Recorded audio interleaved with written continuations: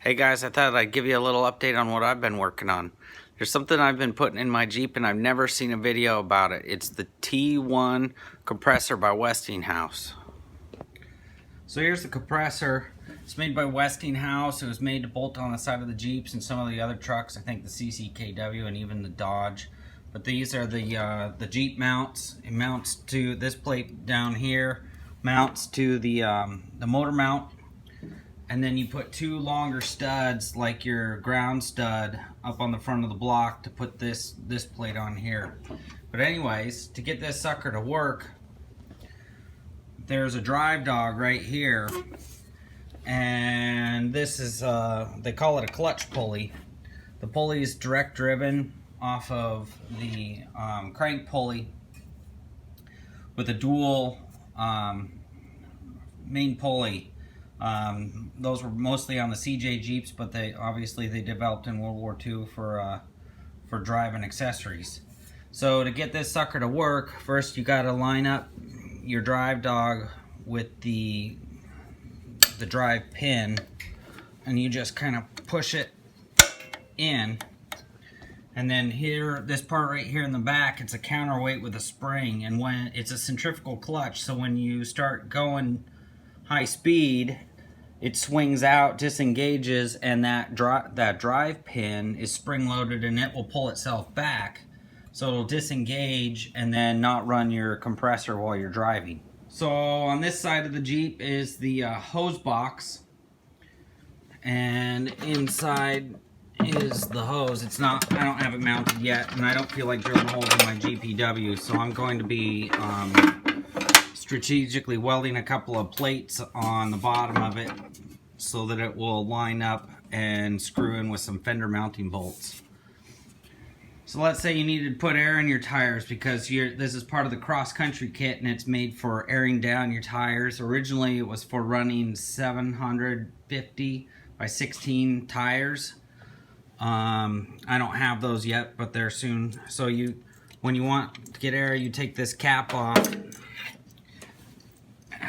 This is a modern hose. The original hose had a wing nut, but I don't have that. But I do have a nut that's on order that's a wing nut, and I'm going to look at swapping that out. But it works just fine, because the way this fitting works, you actually don't need a wrench down on it with a wrench, because it seals up just finger tight. And in fact, with this compressor, you don't want it to actually compress and start filling that hose like it's an air tank, because it just keeps going and doesn't stop. So it's actually preferred to have a slight air leak anyways, but my air leak is usually on the end on the hose fitting. This is not correct for World War II. I put one of those modern fittings on there because I find it might be nice to swap those out. Alright, so now everything's hooked up. We got the hose hooked up, the compressor drive clutch is hooked up. It's time to start the Jeep. There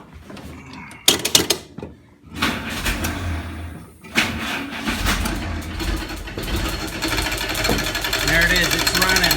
It's running right now. It's a pretty noisy compressor, but it's working. So now we need to put some air in those tires.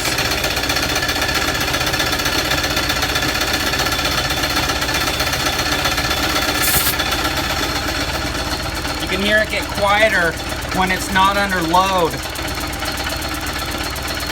But once it starts compressing air inside that air hose, you can hear it get really loud.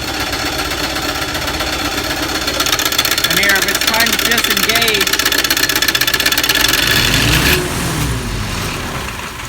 now it's disengaged. Some of the parts for the cross-country kit that I've collected are these brackets right here. They're actually made to raise your spare tire bracket, and you put them back here, mount them to the body right here, and then that spare tire bracket raises up so you can get the 750 tires on And then all the other part that I'm still looking for is the late war tire support for the two stud tire support, but it actually had a bigger plate for the 750 tires. So there it is. That's how the T1 air compressor works. Like I said, I've never seen a video showing how it works. In fact, this air compressor right here is the first one I've ever seen in person. I've seen pictures of them, but never seen one. And I saw one on Craigslist one day and I bought it, but it was missing that centrifugal pulley. And so then I got on eBay and started hunting for another one, and the one showed up for a great price. And I picked up that one. So that kind of completed the kit. I just wanted to be a little bit different. You know, like all of us, you know, when we get with our groups, our Jeep groups, all the Jeeps look the same. This way when I'm at an air show or something and I open the hood, I'll just be a little bit different.